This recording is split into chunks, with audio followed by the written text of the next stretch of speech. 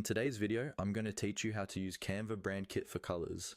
By the end of this walkthrough, you'll know exactly how to set up your brand colors and where to add your logo and fonts so everything stays consistent across your designs. First, open Canva on your computer and make sure you're on the home page.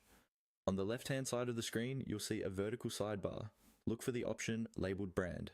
Go ahead and click that. This is where Canva stores everything related to your visual identity, so you don't have to manually set things up every time you start a new design. Once you're inside the brand section, you'll see an area dedicated to brand colors. This is where you can choose and manage the colors that represent your brand. Click directly on the color area to start editing. If you already have specific brand colors, like your logo color or your website accent color, this is the perfect place to add them so they're always handy. To save a new color, look for the option that says Add New Color and click it. A color picker will appear, letting you either choose a shade visually or enter an exact color code, such as a hex value. If your brand has a style guide, use the exact codes from there, so your designs always look consistent. After you select or enter a color, Canva will save it into your brand kit so you can quickly apply it to any element in your designs, like backgrounds, text, and shapes. While you're in the brand kit, this is also a great time to upload your brand logos.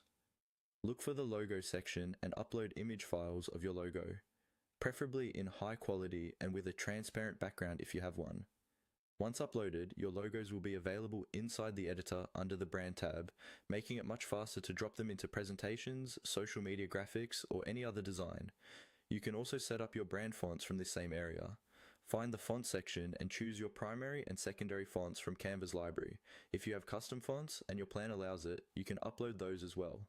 Setting these here means that when you start a new design, Canva can automatically suggest or apply your brand fonts, keeping your typography on brand without extra effort. From there, you can continue refining your brand kit over time, adding more colors, logos, or fonts as your brand evolves.